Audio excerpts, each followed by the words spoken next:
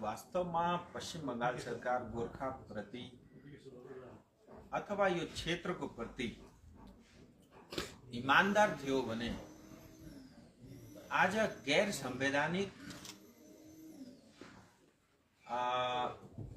गैर कानूनी जीटीए चुनाव नगरेर जसरी सिलिगुडी महकुमा परिषदको चुनाव हुँदैछ त्यसरी नै अगर ममता दिदीले दार्जिलिङ हिल्समा पञ्चायत चुनावको घोषणा गर्नु भएको थियो भने म त्यसलाई स्वागत जनाउँथे र सम्पूर्ण बीजेपी लगायत हामीहरू सबै एलायन्स पार्टीका साथीहरू त्यसमा भाग लिन्थे किनभने पञ्चायत चुनावको खाँचो र आवश्यकता म देख्छु पनि 2000 देखि 2022 सम्म कमसेकम 2200 करोड रुपैयाँ जुन पंचायती राज सिस्टम का अंतर्गत आएर मतलब यो क्षेत्रमा विकास कार्य हुने थियो त्यो आज रोकिएको छ र एकपल्ट फेरि पनि जुन गोर्खाप्रति आफ्नो अडान भनौं या एउटा व्यवहार भनौं या एउटा नीति भनौं पश्चिम बंगाल सरकारको फेरि स्पष्ट देखिँदैछ कि फेरि जीटीए चुनाव गराएर 45 सभासदलाई नोकरी दिएर 10-12 जना अरूलाई नोकरी दिएर सालमा 200 करोड रुपैयाँ पैसा दिएर यो 200 करोड रुपैयाँले गोर्खा जातिलाई किन्ने फेरि एउटा षड्यन्त्र हुँदैछ र म यसको घोर विरोध गर्छु व्यक्तिगत रूपले पनि पार्टीगत रूपले पनि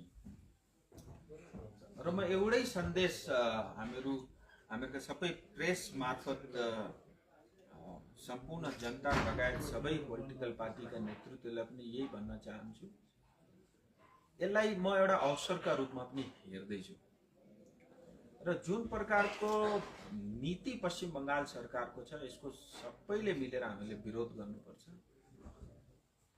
अन्यथा अलरेडी हामीहरु अन्यलतामा अन्धकारमा छौं अझै हामीहरुको अस्तित्व मासिएर जाने मतलब पुरै प्रमाण नै छ मसित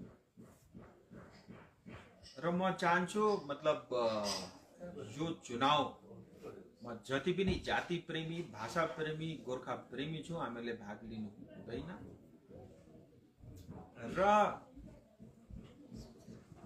एउटा अर्को पनि प्रश्न अवश्य सबैका मनमा छ कि मतलब चलो हामीहरु जीटीए चुनावमा भाग नलिउँ तर केन्द्र सरकारको चाहिँ योजना के छ केन्द्र सरकारले चाहिँ के दिन्छ भन्ने एउटा स्वाभाविक रूपमा एउटा मनमा सबैको एउटा शंका पनि छ हेर्नुस् म स्पष्ट भन्न चाहन्छु धेरै ऐतिहासिक भूलहरू भएका छन् ब्रिटिश पालादेखि लिएर अहिलेसम्म हामीहरूले यो क्षेत्रमा हामीहरुबाट भनौं म कसै कुनै नेताको नाम त लिन्न तर पनि भूलहरू भएका छन् ती सबै भूलहरू सुधार्न पनि समय लाग्छ र गोर्खा जातिले चाहेको स्थायी समाधान भनिराख्नु पर्दैन अलग राज्य गोर्खाले नै र यी सबै विषय वस्तुमा समय पनि लाग्छ यति सरल पनि छैन कि मतलब मैले घोषणा गर्दै या केन्द्र सरकारले मैले भनिसक्ता घोषणा गर्दिन त्यति सरल पनि छैन तर भए पनि एउटा पोजिटिभ के छ भने वार्ता सुरु भइसकिरहेछ वार्ता डिस्कसन सुरु भयो सबैले आफ्नो कुरा राम्रोसँग राखे इन्क्लुडिङ अमेरिका अध्यक्ष साथै हुनुहुन्छ र जब एउटा पोजिटिभ वातावरणमा वार्ता स्टार्ट भयो पश्चिम बंगाल सरकारले पनि त्यसको हिस्सा बनायौं है हामीहरुको धेरै पार्टीको रिप्रेजेन्टेटिभहरु पनि त्यसका हिस्सा थिए तर अचानक त्यो वार्तालाई खतम पार्नका लागि मास्नका लागि आएर एकाएक आज जीटीए चुनावमा गराउँछु भनेको यसको सबैले मिलेर विरोध पनि गर्छ व्यक्तिगत रूपले मैले अघि पनि भने म यसको विरोध गर्छु र जो पनि एगेन्स्ट जीटीए खडा हुन्छ म त्यसका साथमा उभिएको हुन्छु किनभने राजनीति आफ्नो जग्गा छ तर कुनै राजनेताले गर्दा कुनै पनि क्षेत्रको या गोर्खा जातिको या कुनै पनि समाजको भविष्य अन्धकारमा जान दिनु हुँदैन अनि एकपल्ट अगर हामीले यो जीटीए चुनावमा गयौं भने मतलब हामीहरुको मतलब आउने पिढीले पनि हामीलाई माफ गर्नेवाला छैन र यो जाति प्रति जुन जीटीए को एउटा कलंक छ त्यो म एटलिस्ट म आफूमाथि चाहिँ लिन चाहदिन यति नै भन्नु थियो अरु तपाईहरुको के प्रश्न छ भने राजु जी एउटा कुरा के रहेछ नि तपाईले भन्नुभयो नि गभर्नमेन्ट अफ इन्डिया वा भारतीय जनता पार्टी का गभर्नमेन्ट 2 टर्म्स को गभर्नमेन्ट तपाईहरुको पर्मानेन्ट पोलिटिकल सोल्युसन त 2019 मा आयो त्यो अगाडि थियो, गोर्खाको जुन एउटा डिमान्ड छ त्यसलाई तपाईँ एकदम पूर्णाङ्ग दृष्टिले हेर्ने। बट यो 8 इयर टेनर्समा यस्तो के तपाईँहरू दार्जिलिङ पहाडलाई उपलब्ध गराउनु भयो तपाईँहरूको गभर्मेन्टले? न एउटा सेन्ट्रल युनिभर्सिटी दिनसकेको छ, न एउटा मेडिकल कलेज दिनसकेको छ। भएर तपाईँहरूलाई मान्छे किन ट्रस्ट गर्नु, अरू तपाईँको यो शब्दलाई किन मान्छेले विश्वास गर्नु? आपकी सरलता के लिए। देखिए, हमारा जो मांग है या हमारा जो डिमांड है या हमारा जो सपने हैं वो यूनिवर्सिटी नहीं है, वो डेवलपमेंट नहीं है, वो विकास नहीं है। और बहुत सरल है यूनिवर्सिटी देना या कोई भी डेवलपमेंट करना, हमारी वो प्रायोरिटी नहीं है और मेरी भी वो प्रायोरिटी नहीं है। ठीक है, वो एक मतलब आवश्यकता है, मैं समझता हूँ। बट आज जो पश्चिम बंगाल में विशेष करके दार्जिलिंग तराई डुअर्स की स्थिति है, मुझे लगता है हम मीडिया के साथियों को भी इसको बहुत गंभीरता से समझने की आवश्यकता है। आप देखिए, पंचायत चुनाव नहीं होता, किसी भी तरह का चुनाव नहीं होता, जीटीए जैसे एक गैर संवैधानिक जो है अनकॉन्स्टिट्यूशनल बॉडी थोपा जाता है। और आप मेरे से प्रश्न कर रहे हैं। देखिए, ये सब प्रश्न आप कभी राज्य सरकार से करिए ना, कभी मुख्यमंत्री से करिए, या जो नेता उनके साथ खड़े उनसे करिए। आप उनको ये पूछिए 2011 से 2022 11 सालों में अगर कोई जीटीए ने अपने पैसे से, अपने कानून से, अपनी पावर से अगर एक ब्रिज बनाया हो तो मुझे दिखा दो, मैं मान जाऊंगा, मैं उनको खदा बना के आ जाऊंगा। ऐसा नहीं हुआ। ये कि बहुत थोड़ी लोगों की पहुंच बनी, कलकत्ता पश्चिम बंगाल सरकार के आदेश के अनुसार उन्होंने काम किया, वो मालामाल हुए। जनता अन्योलता में है और ये जनता गोरखा है। मैं उसी जात से आता हूं और मैं ये होने नहीं दे सकता और ये होते हुए ज्यादा लंबा देख भी नहीं सकता। मैं इससे पहले भी कहा हूं, चाहे राज्य सरकार, केंद्र सरकार कोई भी करे, लेकिन समाधान, संवैधानिक समाधान होना आवश्यक है। नहीं तो इसी तरह जो है, जब देश आजाद हुआ था पश्चिम बंगाल सबसे आगे था, पश्चिम बंगाल में दार्जिलिंग उससे भी आगे था, लेकिन ग्रेजुअली चलते चलते हम अंधकार की ओर जो है जा रहे हैं। मुझे लगता है इसका अंत होना चाहिए। पंचायत चुनाव के बारे में बात किया था आपने। पंचायत चुनाव तो सेंट्रल के हाथ में लटका हुआ ना। आपने 2 टायर भी करो और 3 टायर भी करो, सेंट्रल गवर्नमेंट का मतलब इशारा इसी तो होगा। गवर्नमेंट ऑफ वेस्ट बंगाल का तो 1 टायर करने का एबिलिटी है। प्रश्न पूछ लिया, मैं बाई चांस मोबाइल में ही हूँ और मुझे पता नहीं है, सपने आ रहे थे कि आप मिलोगे और पूछोगे जरूर। तो मेरे पास ये पत्र है 2020 का, डियर श्री MV राव को लिखा गया। आप चेक करना है, पश्चिम बंगाल पंचायती राज के IAS अफसर हैं। MV Rao, additional chief secretary Panchayati and rural development, पश्चिम बंगाल सरकार। ये पत्र लिखा है डॉक्टर संजीव ने और ये भारत सरकार की तरफ से चिट्ठी है, joint secretary government of India, ministry of Panchayati Raj. मैं इसका ज्यादा लंबा नहीं पढ़ूंगा, सिर्फ last para. I therefore request you to take immediate necessary step to conducting gram panchayat election in the hilly area of Darjeeling district so that they become eligible to draw 14th Finance Commission grants onwards and take up development activity towards delivering basic service to their citizens। बाकी मैं नहीं बोलता, सब लिखा हुआ है। पंचायत चुनाव घोषणा कराने के लिए पश्चिम बंगाल सरकार को किसी ने नहीं रोका। जानबूझ के पंचायत चुनाव नहीं कराना और अवैध तरीके से, क्योंकि ये संवैधानिक चुनाव है, ये इलेक्शन कमीशन कराता है, लेकिन इसको नहीं कराना और गैर संवैधानिक चुनाव कराना, जिसको यहाँ के SDO और BDO या ममता दीदी के चमचे कराते हैं। और मैं फिर कहता हूँ, जिम्मेदारी के साथ, अगर मैं सांसद रहते हुए ये होता है तो मुझे लगता है ये मेरे लिए भी अपराध है। राजी, विशेष अहिले घरि दार्जिलिङ पहाडमा भने जिटिए चुनाव लिएर गर्मागर्मी भइरहेको छ है। विशेष त्यसको तपाईले हिजो मात्रै सिलगढीमा आएर विरोध पनि जनाउनु भयो है। अनि अहिले गोर्खा जनमुक्ति मोर्चा अध्यक्ष विमल गुरुङज्यू आमरण अनसनको निम्ति निस्किसक्नु अथवा सुरु भयो आजबाट है।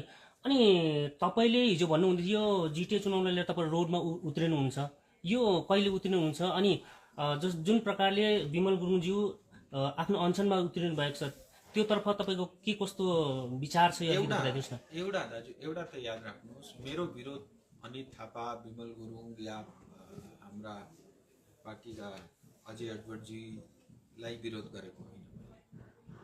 मैले पश्चिम बङ्गाल सरकारलाई पनि विरोध गरेको होइन, पश्चिम बङ्गाल सरकारको नियत र रवैया जुन गोर्खाप्रति छ त्यसको विरोध गरेको। अर्को कुरो, जहाँसम्म तपाईँले विमल गुरुङजीको कुरा गर्नुभयो, हेर्नुहोस्, जो व्यक्ति पनि या कुनै पार्टीको अध्यक्ष या इन्डिभिजुअल आफ्नो क्यापेसिटीमा यो बेलामा जातिका पक्षमा कुनै उभिएको हुन्छ, मैले अघि पनि भने म साथमा छु। पोलिटिकली हामीहरूको डिफरेन्सेस होला आफ्नो जग्गा, तर त्यो पोलिटिकल डिफरेन्समा जातिको विषयलाई मिक्सअप गरेर म खिचडी बनाउन चाहदिनँ। म स्पष्ट छु, म बिजेपी हुँ, विमल दाजु गोर्खा जनमुक्ति मोर्चा हुन्, उहाँको आफ्नै एजेन्डा छ, हाम्रो आफ्नै एजेन्डा छ। तर पनि आज जिटिए चुनावको विरोध गरेर उहाँ अनसनमा बस्नुहुन्छ भने मेरो शुभकामना पनि छ, मेरो जति सहयोग मबाट हुन सक्छ त्यो पनि छ, र साथमा उभिनुपर्छ भने त्यसका लागि पनि म उपलब्ध छु। तेस्रो कुरो तपाईँले सोध्नुभयो, तपाईँले विरोध गर्ने, सडकमा उत्रिने, कहिले उत्रिने, कसरी उत्रिने, कहाँबाट हाम फाल्ने कुरा गर्नुपर्यो। म अहिले पनि प्रयासरत छु। कोर्टका थ्रु कानुनी प्रक्रियाले, किन भन्दा ममता दिदीले सुन्दैन पनि, सुन्ने रहेन रहेछ पनि भन्ने स्पष्ट भइसक्यो अडान उहाँको। उहाँले त मासेरै छोड्छु, मतलब के अरे त्यो आतंकवादी माथि बुलडोजर युपीमा चलाए जस्तो गोर्खा माथि म बुलडोजर चलाएरै छोड्छु, उहाँले कसम खाइसक्नु भएको छ। र म अहिले पनि प्रयासरत छु कोर्टका थ्रु लिगली। जिटिए अझै पनि हामीहरूसँग धेरै टुल्सहरू छन्, म प्रयास गर्दैछु कोही खारिज होस् या स्टे होस्। त्यो पनि नहुँदाखेरि नभएको खण्डमा केन्द्र सरकार पनि छ, अनि त्यहाँ पनि भएन भने चाहिँ अनि देखाजागा उहाँले पनि बुलडोजर लिएर उत्रौँ भने हामीहरू पनि बुलडोजर लिएर उत्रौँला। त्यो थर्ड अप्सन हो, त्यो आएका बेला सोचौँला। सो स्टेप बाई स्टेप अहिले फर्स्ट फेजमा चाहिँ हामीहरू यही ट्राई गर्दैछौँ, जसरी भए पनि यो जिटिए चुनाव चाहिँ पहाड यो क्षेत्रले लिएर हुनु हुँदैन। यसले धेरै मासिसकिरहेछ, आउँदो दिनमा खत्तम पार्छ। प्रमाण चाहियो भने प्रमाण पनि। अहिलेको अनसनकारी जो विमल गुरुङजी हुनुहुन्छ, उहाँलाई भेट्नुको निमित्त जानुहुन्छ कि हुन्न तपाईँ अहिले? मेरो त्यो त व्यक्तिगत कुरा हो है, मलाई लाग्दैन त्यो सार्वजनिक गरिहाल्नुपर्छ होला भनेर। तपाईँहरू पश्चिम बङ्गाल सरकारको पुलिस त होइन, मिडियाका साथीहरू हुन् है। तर पनि एउटा मानवताको हिसाबले, जस्तै तपाईँले के भन्नुभयो भने अघि नै कुरा क्लियर गर्नुभयो, म पनि एउटा त्यो के अरे समुदायमा पर्छु होइन। तपाईँलाई भनिसके, हेर्नुहोस्, नबुझ्नेलाई श्रीखण्ड भने जस्तो के दोहोऱ्याइराख्नु। मेरा दाजु पनि हुन्, गोर्खा पनि हुन् है, जिटिएको विरोध पनि गर्दैछन् र गोर्खा समाजका लागि उभिएका छन् भने म जान्छु। कुन बेला जान्छु नसोध्नु। त्यसो भने त गोर्खा जनमुक्ति मोर्चा आज जुन प्रकारले है गोर्खा जनमुक्ति मोर्चा अध्यक्ष विमल गुरुङ आज स्वयं आज अनसनमा बस्नु भएको छ नि, तर उहाँहरूको त टेक त यो छ नि कि जिटिएको 396वटा मौजालाई अन्तर्भुक्त गरेर जुन एउटा यहाँनिर जुन समाधान गर्छ भने चाहिँ हामी चुनावमा जान्छौँ भन्ने उहाँ। त्यसो भए त उहाँ त जिटिएको विपक्षमा त भएन नि। उहाँ जातिको हितका लागि जुन जिटिएको हामीले विरोध गर्दैछौँ त्यसका लागि अनसनमा बस्नु हुँदैछ। म एकदम उहाँलाई खजा चढाउन जानको लागि तयार छु। जहाँसम्म उहाँको टेक छ त्यो मलाई लिनु पनि छैन, बुझ्नु पनि छैन। मौजा त छोडिदिनु, ममता दिदीले मोजा पनि दिनु न हो। थर्ड इज, मैले अघि पनि भने, उहाँ अर्कै पोलिटिकल पार्टीको नेता हो, अध्यक्ष हो है। उहाँ अर्कै मतलब आफ्नै पोलिटिकल पार्टीको जेपी नड्डा, हामीहरूको पार्टी र अध्यक्ष अर्कै हुन्। उहाँको आइडियोलोजी अलगै छ, हाम्रो अलगै छ, हाम्रो आफ्नो आफ्नो रास्तामा छौँ। तर कुनै पनि व्यक्तिले समाजप्रति, जातिप्रति राम्रो काम गर्दैछ, सायद तपाईँले नलाग्ला अहिले, मेरा लागि त राम्रो काम गर्नुहुँदैछ, त म त खतरा लाउन जान त पाएँ नि त। त्यति मात्रै मेरो। रजी, तपाईँले एउटा कुरा के गर्नुभयो भने अहिले नबुझ्नेलाई त्यो होइन के जोड्नु भयो त्यहाँनिर घुरबागे के अब तपाईँ आफ्नो कार्यमा एकदम कन्फिडेन्ट पनि देखिरहेको छौँ, तर यहाँनिर जनता त्यसै मूर्ख त भइरहेको छ। किन हेर्नुहोस्, तपाईँको कार्यकाल सिद्धिन लागिरहेको छ होइन। अब 24 लाख मोटामोटी होइन केही भनौँ वर्षान मात्रै छ, थोरै समय छ। यो थोरै समयमा तपाईँको पक्षबाट तपाईँले दिन्छु पनि भन्दै आउनु भएको छ, तर अहिले दार्जिलिङको जनता तपाईँले भइहाल्छमा नै बसिरहेको छ। यो भइहाल्छ, कहिलेसम्म हुन्छ, तपाईँहरूले कहिलेसम्म दिन्छु, त्यो तपाईँको यतिन्जेल अब टुङ्गिने तपाईँको शासन टुङ्गिने समयसम्म त तपाईँले स्पष्ट रूपमा भन्नु सक्नु भएको छैन भने अब कहिले भन्ने, अनि यो पनि अलिक स्पष्ट गराउनुहोस्। इस देरी के लिए खेद है। म बुझ्छु ती सबै कुराहरू। एन्ड तपाईँले प्रश्न गर्नुहुन्छ आज लगभग सबै हरेक व्यक्तिको मनमा नि त्यही प्रश्न छ। सरकारले ठानेको दिन 3, 4, 5 दिनको काम। र मैले अघि पनि भने, हेर्नुहोस्, हामीहरूले सायद यहाँ होइन होला, अघि प्रेसमा मैले त्यही कुरा मैले त्यहाँ पनि राखेँ। हामीहरूले मागेको कुनै जिटिए जस्तो व्यवस्था त होइन, हिल काउन्सिल पनि होइन। र भारतीय जनता पार्टीले स्थायी समाधान लेखेको र गोर्खा जातिले चाहेको भनेको अझै त्योभन्दा बढी ठुलो एउटा संवैधानिक चिज हो। मलाई थाहा छ त्यो पूर्तिका लागि कति मतलब खाना पूर्तिदेखि लिएर कति काम गर्नुपर्छ भन्ने, र समय लाग्दैछ, त्यो कुरा म पनि बुझ्छु।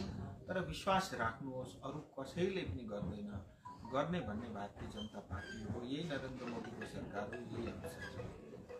र म पनि एउटा गोर्खा जातिको सांसद पनि हुँ है।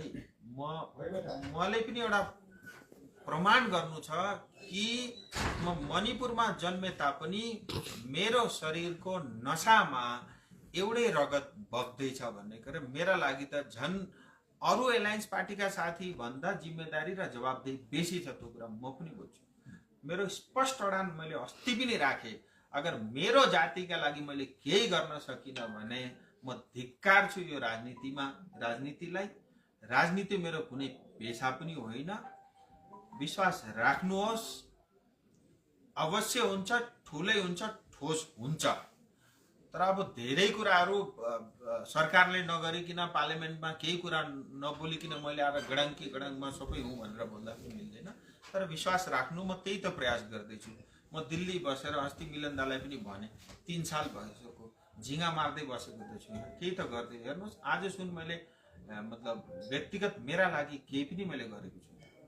जति पनि प्रयास गर्दैछु, 5 साल मैले त्यसको बादको पनि सोचेको छुइनँ। अगर 5 साल पनि मैले मेरा क्षेत्रका लागि, मेरा जातिका लागि, समाजका लागि केही गर्न पाइनँ भने यो मेरा लागि पनि एउटा ठुलो कलङ्क हो जस्तो मलाई लाग्छ। विश्वास राख्नु। एकपट्टि यस्तो कुरा भयो तपाईँको, एकपट्टि शङ्कास्पद कुरा निस्क्यो तपाईँको उत्तर है। एकपट्टि तपाईँले भन्नुहुँदैछ विश्वास राख्नुहोस्, अर्कोपट्टि तपाईँले पनि खुदै भन्नुहुँदैछ कि नभएको खण्डमा म आफ्नो यस राजनीतिक करियरलाई धिक्कार्छु। यसरी नतान्नु कि मैले तपाईँलाई भनेको कुरा बुझ्नु। मैले भन्न खोजेको म विश्वास छ, किनभने योभन्दा अगाडि पनि तपाईँले इस्तिफासम्म दिन्छु नभएको खण्डमा भन्नुभएको हो नि त। जब आदमी कन्फिडेन्ट हुन्छ नि तब मात्रै बोल्छ, चोरले बोल्न सक्दैन। मलाई थाहा छ, मतलब मेरो आवश्यकता यो राजनीतिमा गोर्खा जातिका लागि कति छ भन्नु त भन्नु हुँदैन, ठुला कुरा गरेर यस्तो हुन्छ। तर म भर्खरै एउटा कार्यक्रममा पनि गएर आएँ, मेरो जातिले जब तक न्याय पाउँदैन तब तक म राजनीति गर्छु भनेर त्यहाँ आएँ। तर दुईटै कुरा अलग अलग भन्दैछु। मलाई विश्वास छ त्यो पार्टीले मलाई त्यति त भनिदिरहेछ होला नि, म गर्छु नआत्ती भनेर। 24 घण्टा गृहमन्त्रीको आगेपछि हिजो अस्ति पनि घुमे, तपाईँले देख्नुभयो, घुमिरहेको छु। चुप लागेर त बस्दिनँ नि सर, म त बस 2 साल कसरी निकाल्दा म त भाग्छु त भनेर बस्दिनँ होला नि। सो विश्वास राख्नुहोस्, मतलब भारत सरकार भन्दा ठुलो केही पनि होइन। अनि यो सरकारले ठानेको कुरा गरेको छ, हामीहरूकामा समय लाग्दैछ, किनभने त्यति इजी पनि छैन। हेर्नुहोस् है, यो भारतका लागि कश्मीर हो भने पश्चिम बङ्गालका लागि यो पनि आफ्नो आफ्नो एउटा कश्मीर जस्तो सिचुएसन छ दाजु। सो त्यही भएर समय लाग्दैछ, धेरै अध्ययनहरू चल्दैछन्, धेरै व्यक्तिहरूले आफ्नो त्यसमा इन्भल्भ पनि छन्, धेरै मसिनरीहरू काम पनि गर्दैछन्। अब त्योभन्दा अझै खुलस्त के भन्नु। राजुजी, तपाईँले भन्नुभयो नि केही टाइम लाग्दैछ, 24 को अगाडिसम्म टाइम लागोस् जुन फुलफिल हुनको लागि। तपाईँले त्यो टाइम त ठिकै छ, तपाईँ जनतासँग मागिराख्नु भएछ। त्यो अगाडिको कुरो के आउँदैछन्, एडुकेसन इन्फ्रास्ट्रक्चरको लागि एउटा सेन्ट्रल युनिभर्सिटी तपाईँले किन प्रयास नगरेको दार्जिलिङको लागि? किन तपाईँ एउटा एमपी आज तपाईँ विभिन्न स्टेटमा जानुहुन्छ?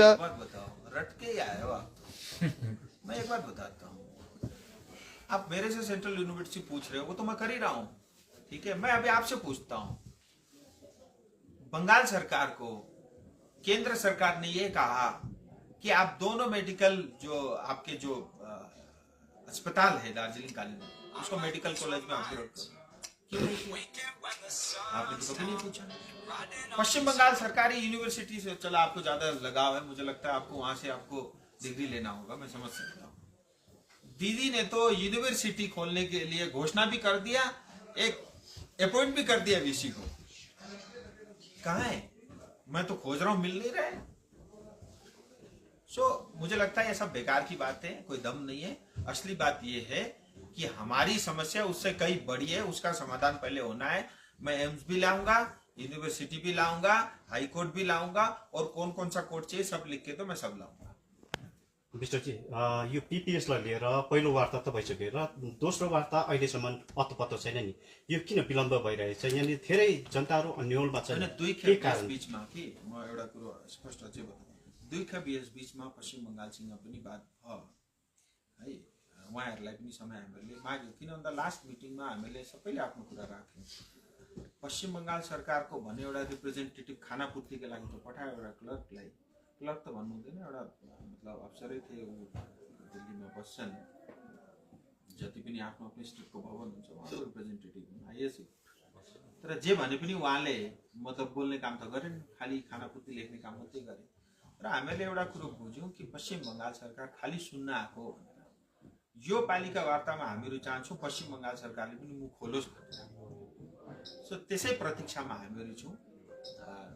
मतलब अहिले चुनाव आउँदैछ, म त्यो कुरा भन्न सायद उचित हुँदैन होला, तर चाँडै नै यस विषयमा गृहमन्त्रीले निर्णय गर्नुहुन्छ। एउटा मौका अझै पनि दिन्छौँ।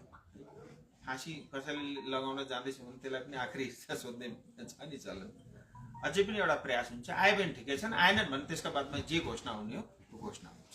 कहिलेसम्म चाहिँ द्विपक्ष वार्ताको ढोका खोलिने? गाह्रो हुन्छ नि हौ तोकेर बोल्दा राजनीतिमा, तर चाँडै हुन्छ। अनि यो त तपाईँहरूको आश्वासन नै मात्रै रहिरहेछ नि। पछिल्लो समयदेखि बिजेपीले आश्वासन मात्रै, गोर्खा जातिमा आश्वासन मात्रै दिइरहेको छ भन्ने आरोपहरू छन्। चलो, तपाईँले भनेको कुरा माने, आश्वासन दिइरहेको छ, तर कसैले मारेको त छैन। तर आश्वासन बाहेक केही पनि दिनु सकेको छैन भन्ने छ नि। त्यो दिएका दिन तपाईँले सोध्नु, त्यस दिन तपाईँको क्वेसनको त्यो नै चेन्ज हुन्छ। अनि नपाउन्जेल त स्वाभाविक हो है। तपाईँ जस्ता धेरै अरू पनि बुद्धिमानी व्यक्तिहरू छन् जसका मनमा यो स्वाभाविक कुरा आउँछ। गरेका कुरा साह्रै देखिदिँदैन है, कसैले एप्रिसिएट पनि गर्दैन। चिया बगानका लागि आज 380 रुपियाँ कमान बस्तीमा बस्नेलाई हाजिरा, कानुन पास भयो, सब कुछ भयो, अरू स्टेटमा लागू पनि भयो, पश्चिम बंगालले रुलै बनाएको छैन। कसले सोध्ने? कसलाई चाहिँ सोध्ने? यहाँ त चन्दा उठाएर मान्छे टापिएर कता छन् जनता नै छैन। एनिवे, धेरै धेरै धन्यवाद, थ्याङ्क यू।